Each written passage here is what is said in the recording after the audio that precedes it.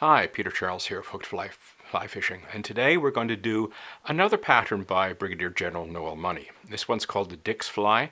Unfortunately, I've not been able to find any kind of history on the fly, but it's an attractive looking pattern that I think will work just as well for steelhead as it would for Atlantic salmon.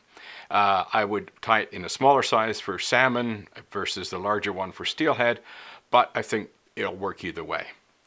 So because I'm tying this for steelhead, I'm going to use a heavier hook. This is a size 2 deep water salmon single.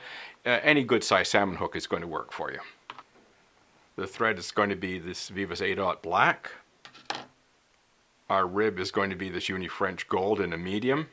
That's both for the tag and the rib. Our tail is going to be Golden Pheasant. Our body is this Uni Floss Black. We're going to be using yellow saddle for the hackle. Our wing is going to be Bronze Mallard, and we're going to use Jungle Cock for the eyes. So let's get started.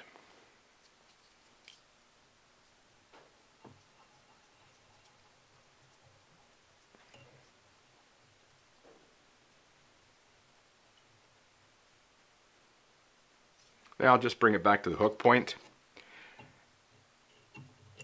Something to note here is that I'm going to be tying on a tag and then I'm going to be tying on the tail.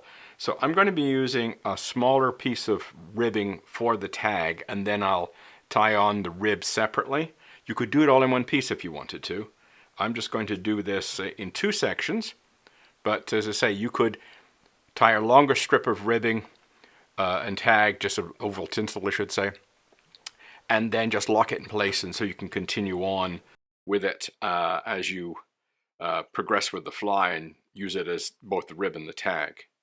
So I'm just going to get this out of the way. Now we want to make sure we're not leaving any gaps when we do this.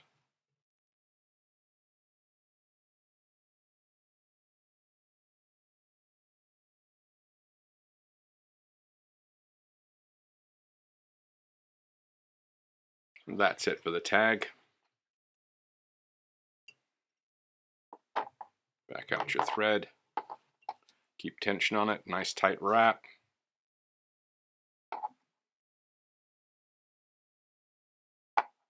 Trim it off. Couple of extra wraps just to be sure. Now bring your thread back. We'll tie in the next piece of the ribbing. You notice we're getting a bump here. I'll show you how to handle that later. So let's tie that underneath. And then we're going to take the Golden Pheasant and we're going to tie that on. And this is a small, sparse little tail. You don't want a big fat clump here.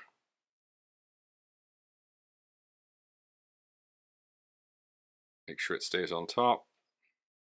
Keep a good grip on it.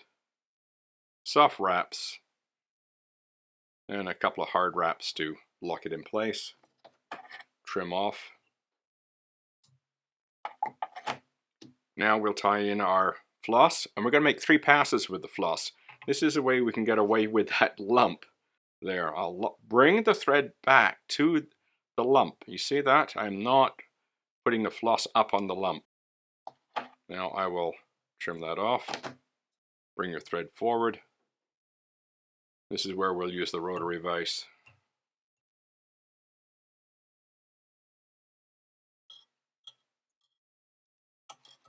So I will begin in front of the bump.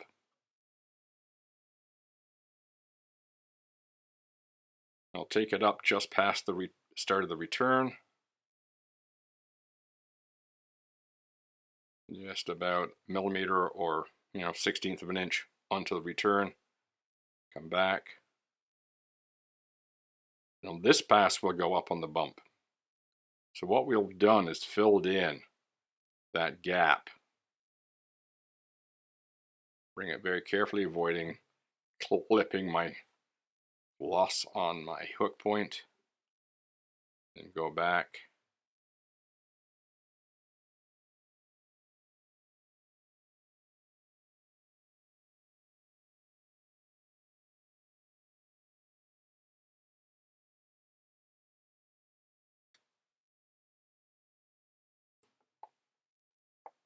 And you can see, despite that bump, we've got a relatively smooth body going on here. That bump is just barely visible. Lock the floss in place. A couple more turns just to be sure. Back to the rotary vise.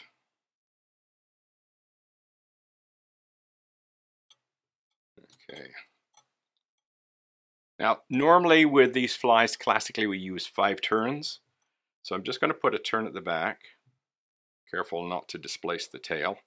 Then I'm going to make 5 turns here. There we go.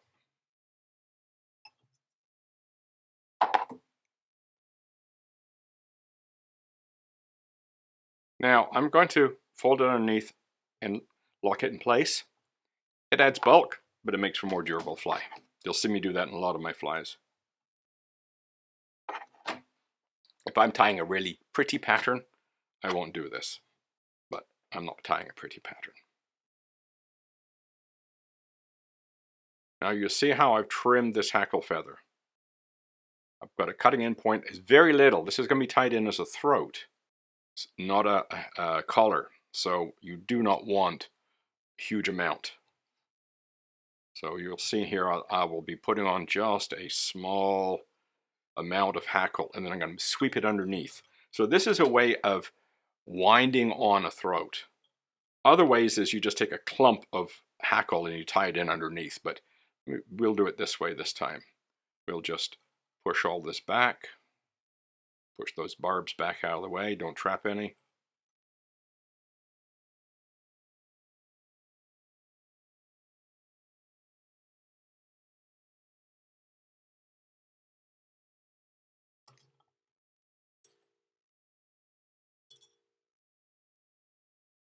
Again, I just fold the quill back underneath. That way, we're not going to lose our hackle or our throat when it comes undone when the fish hits it. So we split the barbs on either side of the body, sweep them down, and just wind over with our thread. So if you finding somewhere still sticking up, and just wind a little bit more. And if you got a stubborn one, take it off. So there's our throat ready to go. Now we're going to tie in our wing, and I'm just going to grab about a centimeter or half an inch roughly. I'm just going to try and get those points of that as neat as possible, fold it over. There we go. You want it roughly the length of the hook.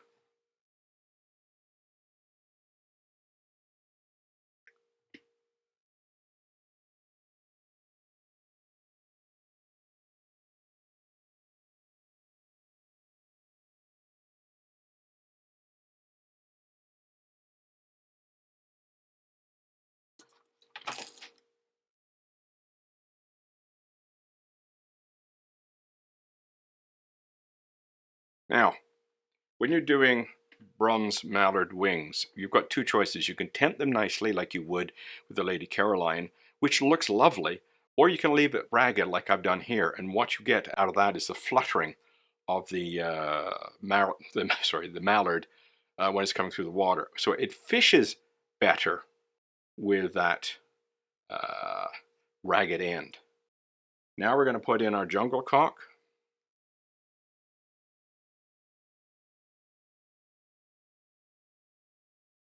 I just put in a couple of turns and then adjust it.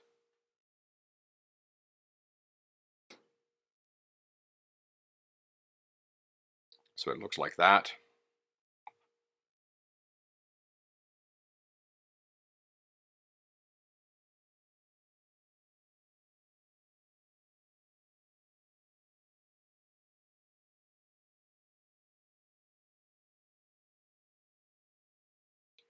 One is longer than the other, so I'm just going to pull this one.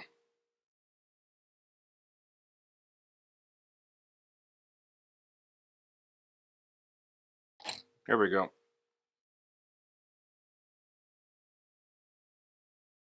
Good, they're in place. Now we'll just trim off the ends. And we'll finish our head.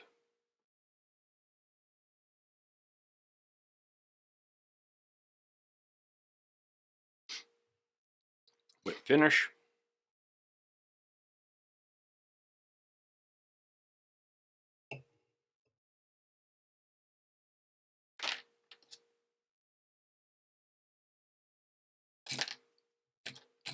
And we get some UV glue on it. There's our Dick's fly ready to go fishing. As I said, I think it'll be as good for Atlantic salmon as it would be for steelhead. Just tie it in a smaller size for salmon. And black and yellow was always a favorite color scheme of mine for steelhead, so this thing should work really, really well for Great Lakes steelhead. So give it a try, the Dick's Fly by Noel Money. Cheers.